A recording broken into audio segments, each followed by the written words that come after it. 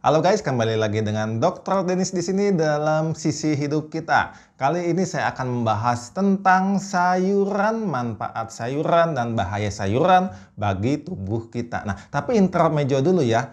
Saya berhasil kembali membalikan umur biologi saya menjadi 39 tahun yang ternyata beda 4 tahun dengan usia saya saat ini yaitu 43 tahun. Sebulan sebelumnya usia biologi saya masih 40 tahun, tapi bulan ini atau minggu ini ya, usia biologi saya kembali turun menjadi 39 tahun. Nah, pembahasan mengenai usia biologis ini dan bagaimana saya bisa membalikan usia biologis ini akan saya bahas nanti secara khusus dalam videonya khusus. Oke, kembali kita bahas tentang sayuran. Berbahayakah sayuran bagi kesehatan kita? Ya, kita bisa melihat dari sisi mana kita memandang sayuran itu. Oke, saya akan pertama membahas mengenai bahaya ya.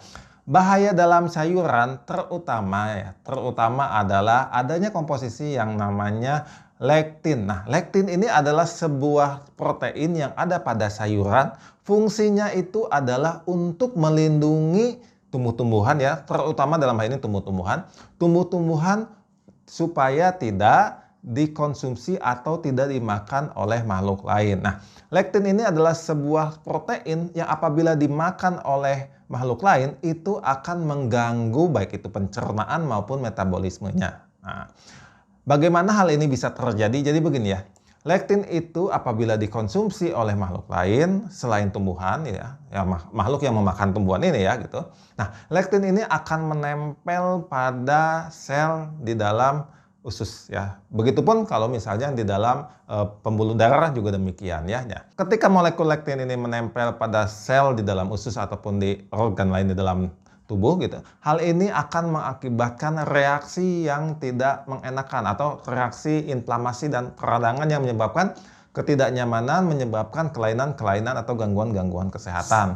Ya, gangguan kesehatannya bisa macam-macam, bisa tidak enak di perut, yang sampai beratnya pun bahkan bisa terjadi alergi di dalam reaksi daya tahan tubuh. Ya. Atau mungkin juga autoimun pun bisa terjadi ya, karena lektin ini memang merangsang reaksi inflamasi dan berujung kepada kerangsangan terhadap daya tahan tubuh. Ya, itu simpelnya sih gitu aja ya. Saya nggak akan membahas terlalu complicated gimana. Intinya sih begitu. Oke, pada jurnal yang ini di sini disebutkan gejala-gejala atau potensi-potensi bahaya yang bisa terjadi apabila manusia mengkonsumsi lektin. Ya, ini jurnalnya. Silakan dilihat ya. So ya, nah ini contoh-contoh lektin yang ada pada tumbuhan. Lektin yang cukup potensial, yang dianggap cukup potensial mengganggu kesehatan adalah lektin yang ada pada gandum contohnya ya, namanya adalah WGA, wheat germ agglutinin. Nah, ya ada juga lektin yang ada pada tumbuhan yang lain, contohnya pada tomat, pada kentang, pada terong ungu ya, namanya Solanaceae lectin ya. Ada juga pada kacang tanah yaitu namanya peanut agglutinin. Lalu ada juga Phaseolus vulgaris agglutinin, ini pada kacang merah ya, yang biasa kita makan gitu kalau kita makan sayur kacang itu. Nah, itu ya, itu juga ada lektinnya. Dan banyak lektin-lektin jenis lain yang dianggap dapat mengganggu kesehatan atau bahkan memicu terjadinya reaksi gangguan daya tahan tubuh. Pertanyaan selanjutnya adalah apabila lektin berbahaya, kenapa kita tetap mengkonsumsi sayuran? Bahkan dianjurkan ya oleh ahli-ahli diet, ahli-ahli nutrisi internasional, oleh WHO, oleh Dinkes, dan semua ahli kesehatan untuk kita tetap menyarankan mengkonsumsi sayuran ya. Oke, ini juga saya akan bahas jurnalnya atau penelitian, bisa kita lihat di sini ya. Oke, jadi pada studi itu dikatakan bahwa mengkonsumsi sayuran itu sangat bermanfaat untuk mengurangi resiko gangguan diabetes, gangguan kardiovaskuler ya, yaitu gangguan penyakit jantung, stroke, pokoknya gangguan pembuluh darah ya. Begitupun juga gangguan terhadap penyakit-penyakit degeneratif lainnya, contohnya kanker dan lain-lain ya. Nah, kenapa ini bisa terjadi? Sebab di dalam sayuran itu ada karbohidrat, sebagian mengandung protein dan sebagian juga mengandung lemak. Ada ya, dalam sayuran kan ada lemak nabatinya juga ya. Nah, begitupun juga mengandung mikronutrien yang sangat dibutuhkan untuk metabolisme tubuh kita, di mana mikronutrien ini sangat esensial atau sangat penting sekali untuk dipenuhi. Sebab kalau tidak dipenuhi, yang dapat mengakibatkan gangguan-gangguan metabolisme. Nah, apabila gangguan metabolisme ini terjadi, akibatnya pun bahkan sangat lebih buruk dibandingkan bahaya lektin, ya. Akibatnya bisa terjadi penyakit-penyakit, ya mungkin yang ringannya aja mungkin nggak enak ke badan, pegal-pegal, atau badannya kecil, atau mungkin lemah, ya lemah berkepanjangan gitu ya, lemas saja gitu. Atau juga mungkin yang bahkan lebih berat ya, termasuk penyakit jantung, penyakit stroke ya, degeneratif lainnya, bahkan kanker sekalipun ya. Contoh lah begini ya, ini contoh simple aja ya, apabila kita defisiensi vitamin C aja. Contoh ya, vitamin C yang mudah diingat ya. Vitamin C itu adalah vitamin yang sangat penting bagi tubuh kita sebagai antioksidan. Ya.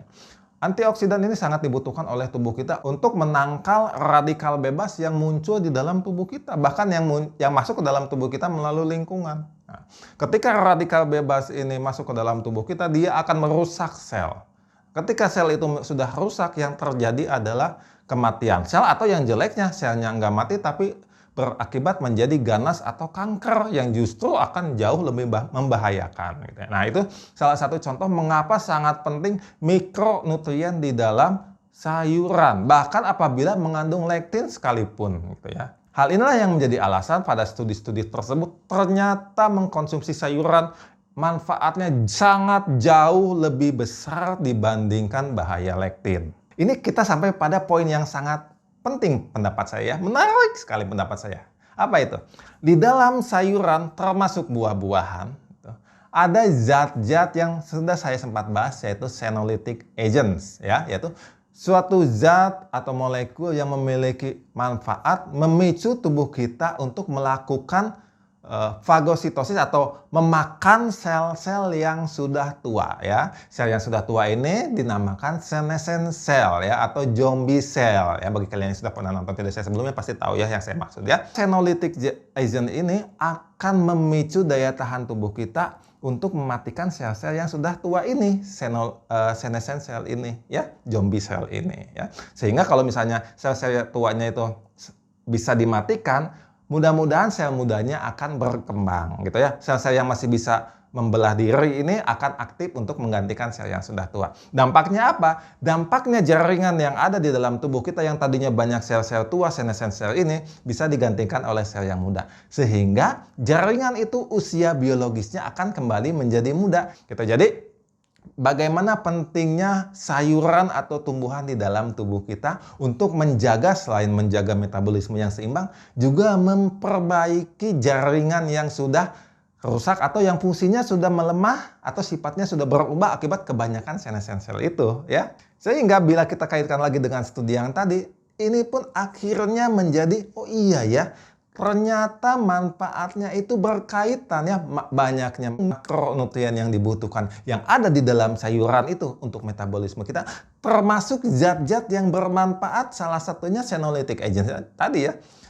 Dan juga yang lain, antioksidan, anti kanker, ya itu biasanya ada dalam flavonoid, dalam polifenol, dan macam-macam gitu ya. Nah, bagi kalian yang tetap merasa ada ketakutan tentang lektin ini, nah ini ada tips-tipsnya supaya bagaimana lektin ini tidak terlalu mengganggu di dalam tubuh kita ya. Tips yang pertama, sifat lektin ini memiliki sifat dia larut dalam air, sehingga apabila misalnya kalian rendam sayuran di dalam air ya minimal 3 jam, ini akan menurunkan jumlah lektin secara drastis ya. Bahkan mungkin lebih dari setengahnya akan hilang ya, atau mungkin hampir nggak ada.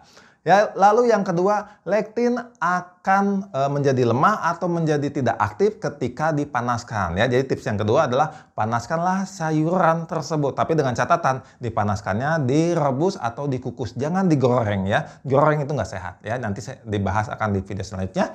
Nah, gitu ya. Pentingnya memakan sayuran bagi tubuh kita. Oke, jadi nanti akan ada banyak tips-tips lain untuk supaya kita bagaimana mengembalikan usia biologis kita kembali menjadi muda, bagaimana kita tetap awet muda, bagaimana kita bisa tetap produktif di dalam channel Sisi Hidup kita.